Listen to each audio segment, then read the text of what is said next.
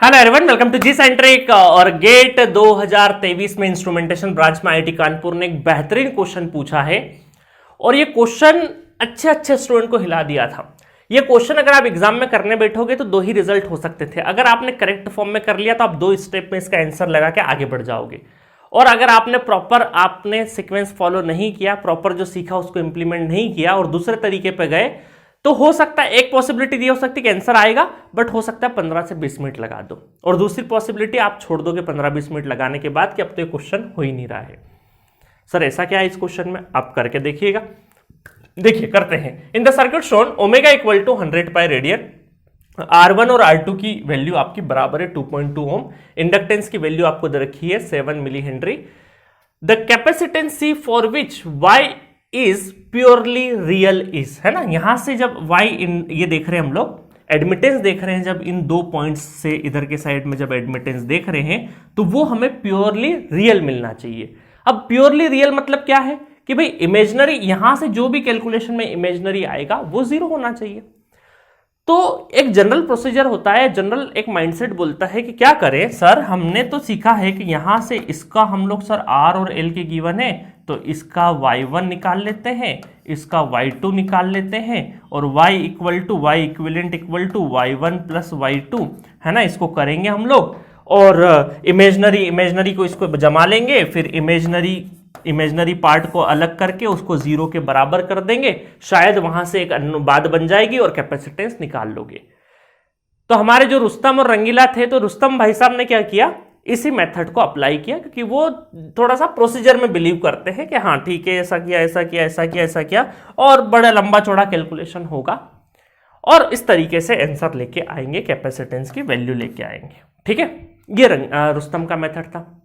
रंगीला ने क्या किया, रंगीला ने क्लास नोट्स बहुत अच्छे से पढ़े थे, जो पढ़ाया था बहुत अच्छे से, जो नोट पॉइंट लिखवाया था वो बहुत अच्छे से पढ़ के गया रंगीला, और उसने जी सेंट्रिक का जो कोर्स है उसका क्वेश्चन नंबर 243, है ना, रेजोनेंस टॉपिक में जाओगे, network theory, new network theory की बात कर रहा हूं जी सेंट्रिक ऐप पे, क्वेश्चन नंबर 243 को बहुत अच्छे से करके गया था।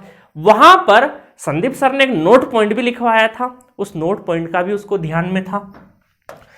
तो उसने सोचा, है ना, ये तो रुस्तम का मेथड, आप चाहे तो रुस्तम बन के उसको सॉल्व करना, है ना, कुछ कॉमन ले लेना, उससे थोड़ी सी और आसानी हो जाएगी। अगर वो नहीं लोगे तो फिर और दिक्कत हो जाएगी। ठीक है, चलिए आते हैं रंगीला वाली मेथड पे। तो रंगीला 243 क्वेश्चन, जो संदीप सर का नेटवर्क थ्योरी है उसका रेजोनेंस यूनिट का 243 बहुत अच्छे से करके गया था। उसमें ये बताया था मैंने कि ये एक तरह के स्टैंडर्ड केसेस होते हैं, जब भी आपका रेजिस्टेंस और इंडक्टेंस और रेजिस्टेंस और कैपेसिटेंस आपको इस तरीके से पैरेलल में अटैच करके देते हैं, तो यहां पर एक कंडीशन होती है, वो कंडीशन मैंने डिराइव करवाई इस क्वेश्चन में, वो कंडीशन होती है R² इक्वल टू L/C, और इसको और अच्छे से लिखें तो R√L/C।